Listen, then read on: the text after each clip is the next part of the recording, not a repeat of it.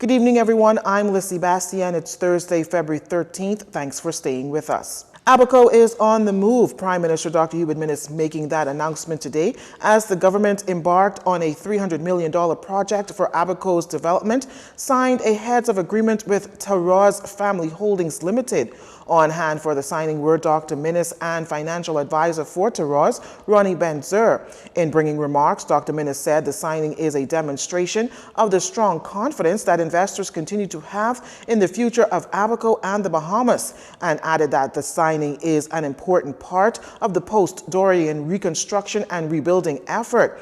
Dr. Minnis pointed out that among the best ways to help the Bahamas post-Hurricane Dorian is for tourists to visit the islands, for second home owners to rebuild, and for Bahamian and international investors to invest in the Bahamas' economy. The island groups of the Bahamas must be developed in a sustainable manner, bearing the unique island heritage and signatures of our diverse islands and peoples.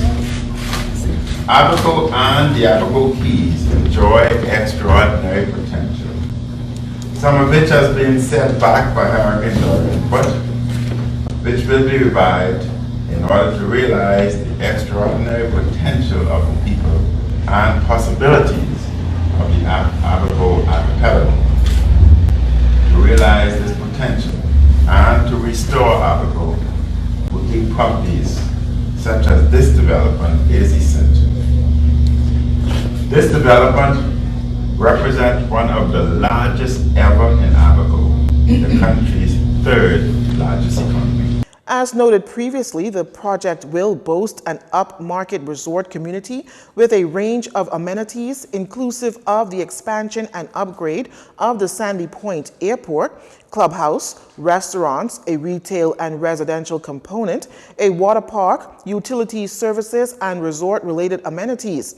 The project, according to Dr. Minnis, will be developed over 2 properties, including the Lantern Head property and Southwest property. Dr. Minnis noted that Taraz has entered into a letter of intent with a well-known luxury resort operator, and Dr. Minnis also noted in his national address Tuesday night the project is anticipated to employ some 600 workers. Taraz Holdings has agreed to aim for a ratio of not less than 80% Bahamian workers and 20% non-Bahamian workers. Construction on the project and any other construction beyond the high water mark will be prohibited until the review and approval of the environmental management plan by the BEST Commission. The developer must also submit an environmental impact assessment for review and approval. And during the project's operational phase, the development expects to employ 600 workers. Representing the Taraz Family Holdings Limited, Mr. Ben-Zur, in thanking the people of Abaco and the Prime Minister for the decision to support the project, said the best is yet to come. I am committed to make this project part of the community and a positive part of the community. Our fortunes are tied and will rise together. There were those who were not too happy about this project, had some concerns. I am sensitive to these issues. I understand how important the environment here is, especially to me.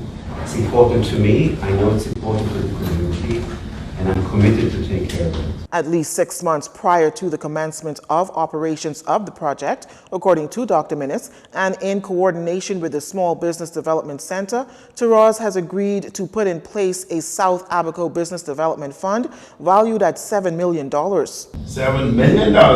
Woo! I need to speak to you more.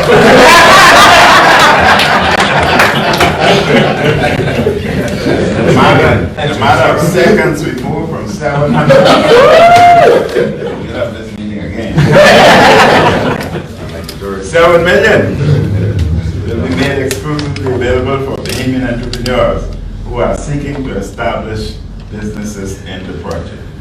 The fund will assist Bahamian entrepreneurs in training and business development opportunities and will provide direct financial subsidies to support the businesses during the initial operational phase of the project. Terrace has also agreed to collaborate with the University of the Bahamas and the Bahamas Technical and Vocational Institute in an effort to identify qualified Bahamians for employment and management.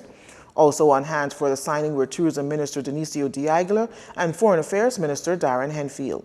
Well, after being on strike for 2 days, the Water and Sewage Corporation unions were expected to return to work this morning, but that didn't happen. They're now in day 3 of striking, and that's despite Labor Minister Senator Dion Fowlkes announcing that the matter has been referred to the Industrial Tribunal. Today, both line staff, Bahamas Utilities Services and Allied Workers Union, or BUSUWU, and the Managers Union members continued with that strike, flanked by union members and Trade Union Congress President Obi Ferguson. President of BUSUWU, Dwayne Woods, expressed disappointment in the Ministry of Labor as he says the union is taken aback by the minister's decision. Our union is of the view that this is a blatant attack on our civic rights as workers in this country. And for that reason, we went out and we seek legal opinion. Mr. Ferguson, who represents the union legally, clarified the Industrial Relations Act. This is the Industrial Relations Act, Section 77(1). It says no employee shall go on strike and no employer shall declare a lockout, and no union or members of the executive committee or other governing body of a union shall call a strike or declare a lockout in consequence of a trade dispute while proceedings taken in relation to that dispute are pending before the tribunal or the Court of Appeal. Mr. Ferguson says that the union's actions are within their rights and he stands by them as the matters being dealt with. In talking to the Director of Labor, we concluded, based on the fact that obviously the matter has been referred to the Industrial Tribunal, the union is currently engaged in an illegal strike. Okay, the strike is not sanctioned. It is very unfortunate. Persons are being taken off the job and leaving their posts unmanned.